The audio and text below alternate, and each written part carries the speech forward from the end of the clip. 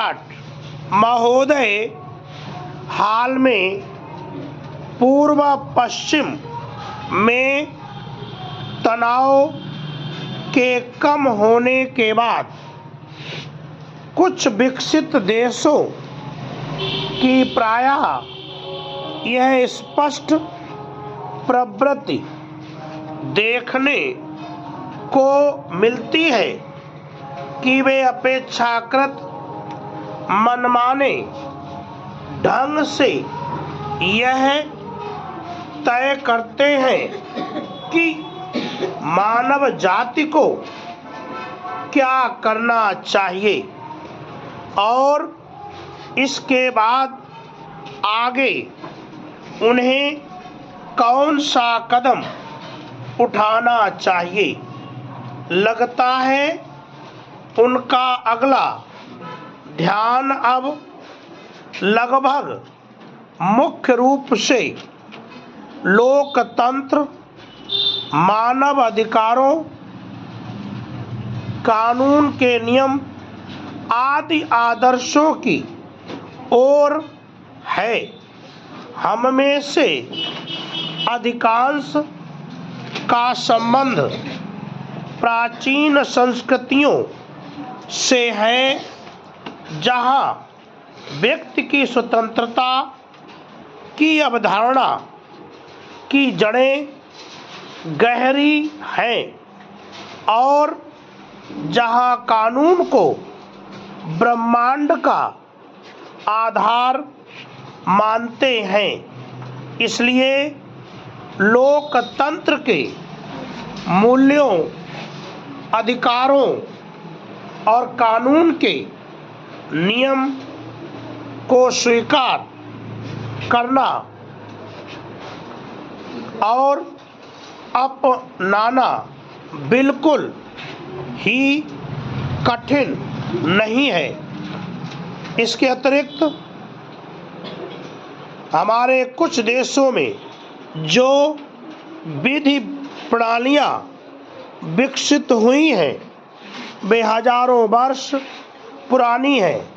Para निसंदेह लोकतंत्र और अनेकतावाद भविष्य में पद्धतियों का रूप लेने वाले हैं, परंतु यदि लोकतंत्र भोजन, आवास, स्वास्थ्य, साक्षरता और बेरोजगारी की विशाल आवश्यकताओं को पूरा नहीं कर सकता तो यह शब्द कितना सार्थक हो पाएगा।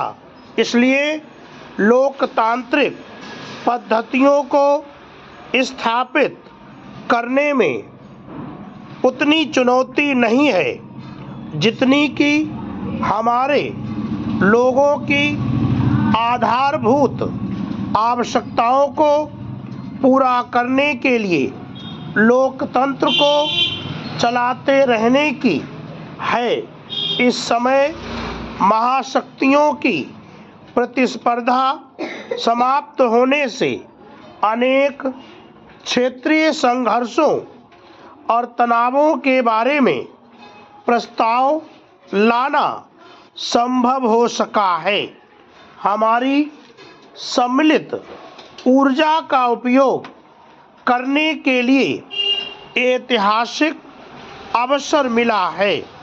विकास की बहुत दिनों से चली आ रही सम्मिलित समस्याओं पर प्रहार करने के लिए हमारी सारी प्रतिभा उपलब्ध है। पैरा संभवतः विश्व इतिहास में पहली बार वास्तविक रूप में अंतर्राष्ट्रीय तथा समेकित विश्व व्यवस्था उभर रही है।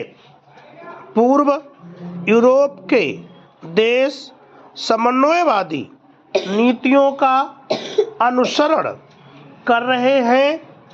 अधिकतर विकासशील देश अपने पुनर्निर्माण प्रक्रिया के रूप में विश्व अर्थव्यवस्था को मुख्य धारा के साथ अपने आपसी संबंधों का विस्तार रखने लगे हैं।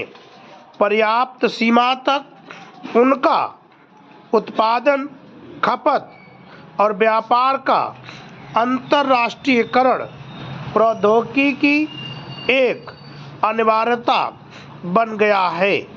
इन प्रक्रियाओं और प्रवृत्तियों को अलग थलग